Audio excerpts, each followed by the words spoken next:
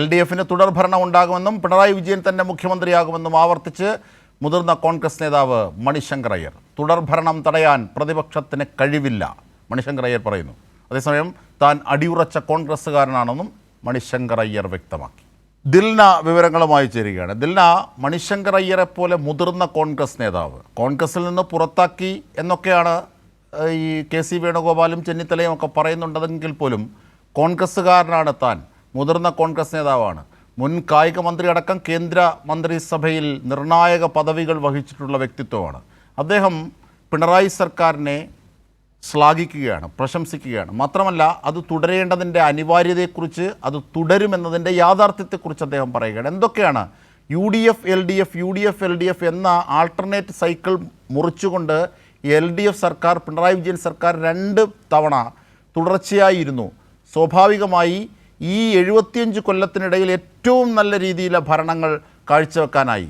ഒരുപക്ഷെ ജനങ്ങളുടെ മുമ്പിൽ പൊറാട്ട് നാടകം കളിക്കാനില്ല, പക്ഷേ കൃത്യമായി ജനങ്ങൾക്കുപകാരമുള്ള കാര്യങ്ങൾ എണ്ണി ചെയ്യുന്നു. പക്ഷേ കോൺഗ്രസ് ആകട്ടെ ഇതൊന്നും ചെയ്യാതെ ജനങ്ങളുടെ ഇടയിൽ പൊറാട്ട് നാടകം കളിക്കുകയാണ്. അതൊരുപക്ഷെ അവർക്ക് പ്രതിപക്ഷം എന്ന നിലയിൽ ഇനി ഭരണം പിടിക്കാൻ അവർക്ക് ഒരു ശേഷിയുമില്ല എന്ന് അസന്നിഗ്ധമായി മണിശങ്കർ അയ്യർ വ്യക്തമാക്കുന്നു. കേവലം വാക്കുകളല്ലാതെ വസ്തുതകളുടെ അടിസ്ഥാനത്തിലാണ് മണിശങ്കർ അയ്യർ അതും ആവർത്തിക്കുന്നു ഇന്നും.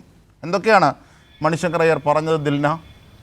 അതെ അജിംഷാദ്, ഇന്നലെ പറഞ്ഞത്, അതായത് വിഷൻ 2031 എന്ന വികസന സെമിനാറിൻ്റെ ഉദ്ഘാടന വേളയിൽ പറഞ്ഞ അതേ കാര്യം ഇന്ന് വാർത്താ സമ്മേളനത്തിലും ആവർത്തിക്കുകയാണ്. അതായത് കേരളത്തിൽ മുഖ്യമന്ത്രിയായി പിണറായി വിജയൻ തുടരും, 3ാം പിണറായി സർക്കാർ വീണ്ടും വരും എന്നതാണ് ഇന്നലെ പറഞ്ഞത്. അത് തന്നെയാണ് ഇന്നും മണിശങ്കർ അയ്യർ ആവർത്തിക്കുന്നത്. നമുക്കറിയാം, കേരളത്തിലെ പ്രതിപക്ഷം എന്ന് പറയുന്നത് വികസനത്തിന് വിപരീതമായി നിലനിൽക്കുന്ന ഒരു പ്രതിപക്ഷം തന്നെയാണ് കേരളത്തിലുള്ളത്.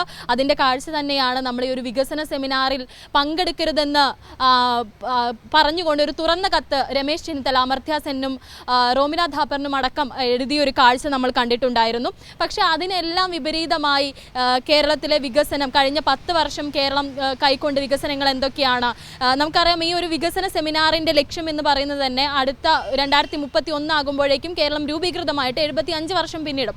ആ സമയമാകുമ്പോഴേക്കും കേരളത്തിൻ്റെ വികസനങ്ങളെ എത്തരത്തിൽ മുന്നോട്ട് പോകണം, അതിൻ്റെ ചർച്ചകൾ അത് എത്തരത്തിൽ നടത്തണം എന്നതെല്ലാം പറയാൻ വേണ്ടി, ചർച്ച ചെയ്യാൻ വേണ്ടി വിഷയവിദഗ്ധരും പ്രത്യേകം ക്ഷണിതാക്കളുമായിട്ടുള്ള പഠിതാക്കളുമൊക്കെയാണ് ഈ വികസന സെമിനാറിൽ പങ്കെടുക്കുന്നത്.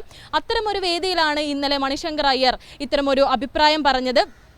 ഇന്നലെ തന്നെ AICC ഇതിനെ വിമർശിച്ചുകൊണ്ട് കോൺഗ്രസ് ഈ ഒരു ഇതിനെ തള്ളിക്കൊണ്ട് മുന്നോട്ട് വരികയും ചെയ്തിരുന്നു. പക്ഷേ അതിനുള്ള മറുപടി ഇന്ന് മണിശങ്കർ അയ്യർ നൽകിയിട്ടുണ്ട്. താനൊരു കോൺഗ്രസ് നേതാവാണ്.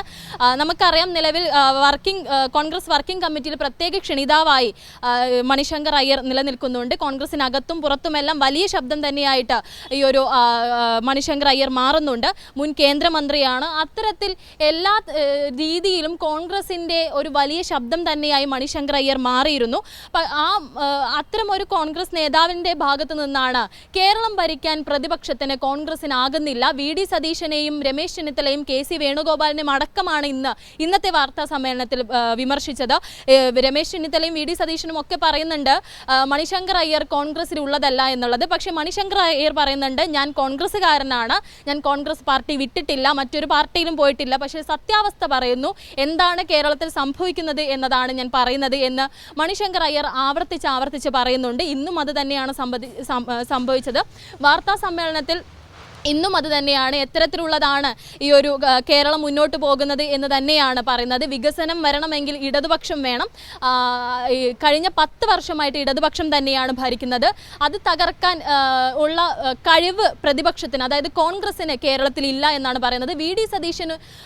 VD സതീശനെ മുഖ്യമന്ത്രി സ്ഥാനത്തേക്ക് ഒരിക്കൽ പോലും ഞാൻ നിർദ്ദേശിക്കില്ല എന്നാണ് മണിശങ്കർ അയ്യർ പറയുന്നത്.